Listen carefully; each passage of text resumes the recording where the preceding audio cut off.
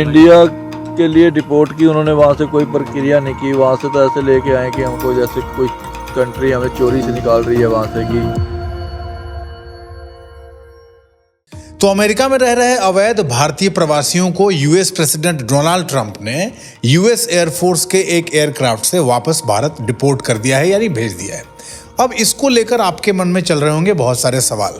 ये चल रहा होगा कि क्या अमेरिका की इस कार्रवाई से यूएस इंडिया के बीच रिश्तों में दूरी या कड़वाहट आएगी?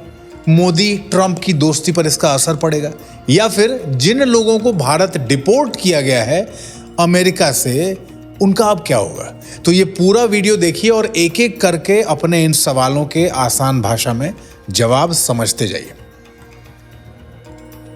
सबसे पहले तो ये जान लीजिए कि गैर कानूनी रूप से रहने वाले प्रवासी भारतीयों को वापस उनके अपने देश डिपोर्ट किया जाना या भेजा जाना एक संधि सहमति के आधार पर की जाने वाली प्रक्रिया है।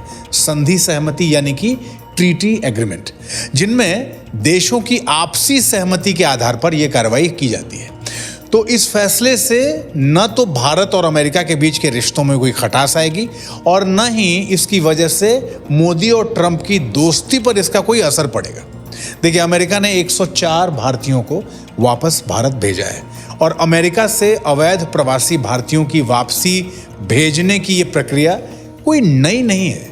पहले भी अवैध प्रवासी भारतीयों को अमेरिका वापस भेजता रहा है। यूएस से डिपोर्टेशन पर संयुक्त राष्ट्र की संधि यानी यूएन ट्रीटी एग्रीमेंट के मुताबिक यह वैध माइग्रेशन को सपोर्ट करने और अवैध माइग्रेशन को हतोत्साहित करने के लिए। अवैध अप्रवासी अमेरिका में अमानवीय हालात में फंसे होते हैं और इलीगल तरीके से विदेश में रहने वाले नागरिकों को वापस लाना सभी देशों का दायित्व और जिम्मेदारी है।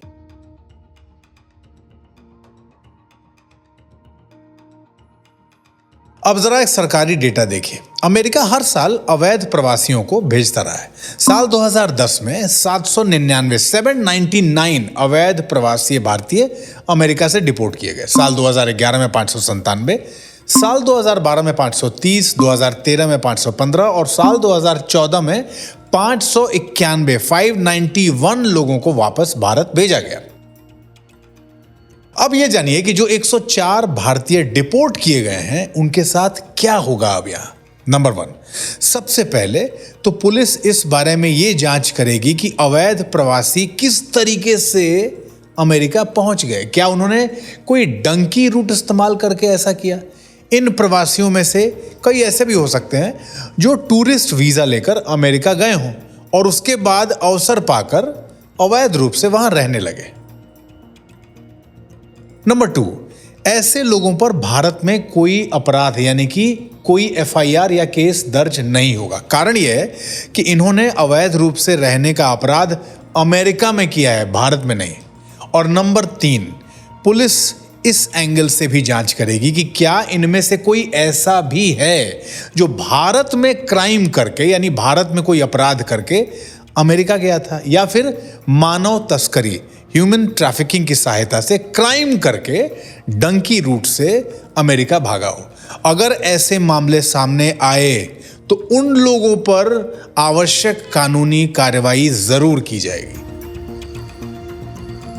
तो ये पूरा वीडियो इसलिए तैयार किया था हमने ताकि सोशल मीडिया के चलते आपके मन में जो प्रश्न पैदा हुए हैं ना, उनका डॉक्यूमेंट प्रूफ के साथ जेन्युइन उत्तर आप तक पहुंचाया जाए। तो इस वीडियो को देखिए, शेयर कीजिए और इस मुद्दे से जुड़ा कोई और भी सवाल अगर आपके मन में है तो हमें कमेंट बॉक्स में लिख के अपना सवाल जरूर भेजिए। उसका उत्तर भी हम आप तक जरूर पहुंचाने की कोशिश करेंगे। तो देखते रहिए देश का नीति पथ। जय हिंद।